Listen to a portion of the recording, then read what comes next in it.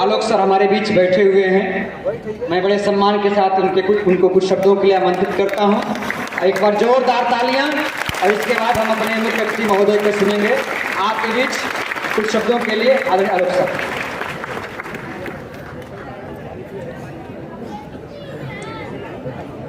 साहब रामकांत जी,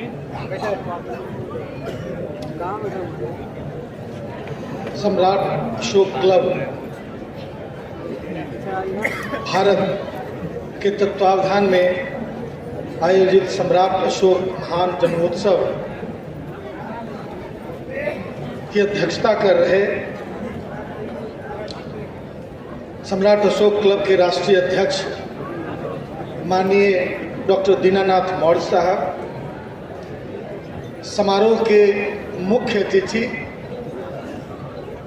बिहार के यशस्वी मुख्यमंत्री माननीय श्री नीतीश कुमार जी, डॉक्टर प्रोफेसर राजेंद्र प्रसाद सिंह जी, भाषा वैज्ञानिक सूरज सिंह, मोहम्मद अनिसुर रहमान साहब, कृष्णा जी, मधु सिंह जी, डॉक्टर वीरेंद्र जी, सभी डिग्निटरीज जो मंच पर बैठे हैं और इस सभागार में उपस्थित बिहार के कोने कोने से आए हुए सम्राट अशोक क्लब के अनुशासित सदस्यगण, आज विस्तार पूर्वक विश्लेषणात्मक रूप से चर्चा हुई ऐतिहासिक और पुरातात्विक साक्ष्यों और तथ्यों के साथ चर्चा हुई। बहुत सारे अनछुए पहलू जो लोग नहीं जानते थे, मैं भी नहीं जानता था, उन चीज़ों की चर्चा हुई और मैं उसके लिए धन्यवाद देना चाहता हूँ डॉक्टर सज्जन मौर्य जी को, जिन्होंने विस्तार पूर्वक इन चीज़ों को बताया।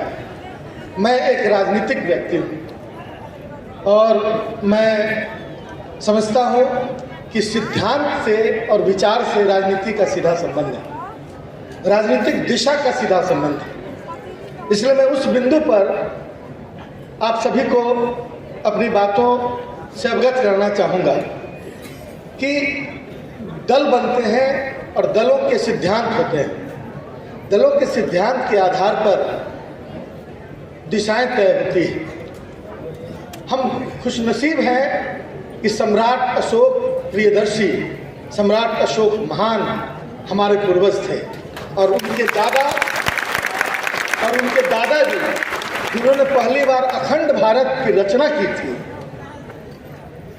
चंद्रगुप्त मौर्य, और उन तमाम अपने पुरखों के प्रति मैं श्रद्धा से सर झुकाता हूँ और गर्व महसूस करता हूँ। और इतिहास हमेशा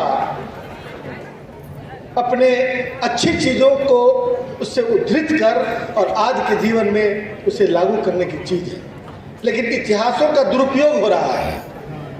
2000 वर्ष से भी अधिक के इतिहास को लेकर सम्राट अशोक क्लब ने कितने अनुशासित ढंग से इसको सजा कर यहाँ पेश किया है, बल्कि समाज के विभिन्न तबकों में जाकर इन बातों की चर्चा होती है। लेकिन कुछ लोग 300-400 वर्ष पहले के इतिहास को लेकर उस समय का बदला अभी लेने के लिए अपना जो मतलब समाज को तोड़ने का काम उसके माध्यम से करते हैं। उसको कंडेम किया जाना चाहिए और उसको डिस्करेज किया जाना चाहिए समाज की तरफ से। आज जो समाज यहाँ बैठा है, प्रबुद्ध समाज, और उसमें बहुत उम्मीद है कि माननीय मुख्यमंत्री जी ने, मैं उस समय कैबिनेट का सदस्य था और मुझे याद है कि माननीय मुख्यमंत्री जी ने ये अशोकाष्टमी के अवसर पर छुट्टी घोषित करने से पहले उसकी चर्चा हमसे की थी और हमें बहुत अच्छा लगा था। हमने अपने साथियों को यह कहा था और पूरा समाज यहाँ बैठा है, संगठन के अध्यक्ष बैठे हैं, भंतेगण बैठे हैं, सब लोगों ने यह महसूस किया कि सम्राट अशोक ने के जो शासन करने का तरीका था, जो व्यवस्था उनकी थी, उससे बहुत मिलता जुलता शासन माननीय नीतीश कुमार जी के समय आज देखा जा रहा है।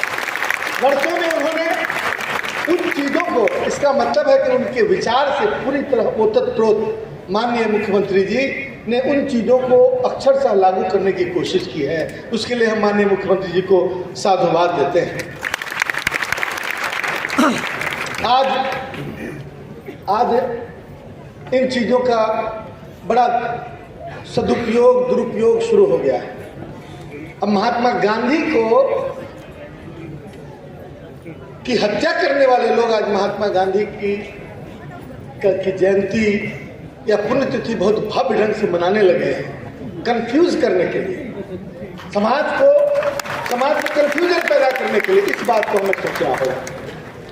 पुष्पमित्र शुंग के जो लोग हैं, उनके विचारों के जो लोग हैं, वो हमारे लोगों के बीच घुसकर हमारे लोगों को ले जाकर ग्लोरीफाई कर रहे हैं और उन्हें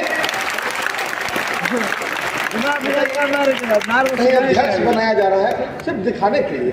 उत्तर प्रदेश की घटना को लोगों ने देखा नहीं है। बिहार के लोग मूर्ख हैं क्या?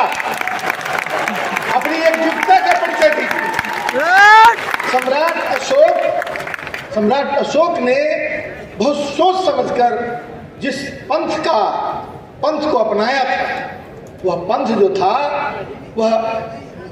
वह विकल्प था जो एक यूनिवर्सल था। पूरी दुनिया में उस विचार को फैलने में बहुत आसानी हुई, मेहनत भी किया गया। उसकी क्या वजह थी? एक्सेप्टेंस, मेजॉरिटी ऑफ पीपल का एक्सेप्टेंस था। इसलिए 40-50 देशों में उस विचार को उन्होंने फैलाया। यदि विचार अच्छा हो तो फैलना बहुत आसान हो जाता है। आजकल बुरे विचार को फैलाने के लिए तमाम तरह की ताकतों को झोंक दिया जाता है। हमको सतर्क रहना है। आप लोग समाज के प्रहरी, गलत विचारों को समाज में नहीं आने दें। हमारे कुछ लोग इस आधार पर जातीय राजनीति भी करते हैं और कहते हैं कि हम लीडर हैं, समाज के लीडर हैं। समाज बृहद समाज को संकुचित करके एक छोटे कुनबे में बांट दिया जाता है और उसके बाद उससे उस समाज का भय दिखाकर और दोहन करते हैं, अपने पद और प्रतिष्ठा के लिए निगोशिएशन करते हैं। आज इस दल में, कल उस दल में, परसों उस दल में टेंट लेकर गाड़ते फिरते हैं। आज यहाँ बैठा, कल वहाँ बैठा, कहीं घर नहीं बनने दिया। कोई नहीं कह सकता कि हमारा ये घर है। दल के साथ सीधा संबंध और विश्वास का संबंध होता है। उस विश्वास के संबंध को स्थापित करने की जरूरत है। स्थायित्व विचारों में स्थायित्व की जरूरत है। आज यहाँ बैठे हैं आप, सम्राट अशोक, और सम्राट अशोक के जो विचार थे वो हमारे महात्मा बुद्ध के विचार, उन तमाम चीज़ों को लेकर हम बैठे हैं। और हमें यह सोचना होगा कि हमारे विचारों के से जुड़ा हुआ कौन सा दल है। राजनीति करनी है। आज की सत्ता, आज आप शासक यदि बनेंगे तो राजनीति करेंगे तभी बनेंगे। लोग विमुख करते जा रहे हैं। राजनीति से लोगों को दूर भगाने के लिए राजनीति और राजनीतिक लोगों को एक विलन की तरह पेश करने की कोशिश हो रही है। अब खुद जब मौका मिलता है तो इतनी सारे गलत काम का पूरा खाता उनके यहाँ खुल जाता है। मैं कहना चाहता हूँ कि अंधविश्वास करके आप बुद्धम शरणम गच्छामि, क्या मतलब है? बुद्धि के शरण में जाइए, सोच से, दिमाग से काम लीजिए और दिल पर जोर देकर लोग आपकी भावनात्मक स्थिति का दोहन करके और जिधर उधर आपकी ताकत को बांटने का काम करते हैं। आज देश में प्रजातंत्र है और कल तक लड़ाइयाँ होती थी। एक ज़माने में तलवार और धनुष से लड़ाई होती थी, बाद के दिनों में बंदूक और तोपों से लड़ाई होती थी। जब लड़ाई होती थी तो लोग ताकत इकट्ठा करते थे, यानी कि बंदूक गोली इकट्ठा करते थे। आज का बंदूक और गोली बैलेट है। बैलेट में बुलेट से भी ज़्यादा मारक क्षमता है।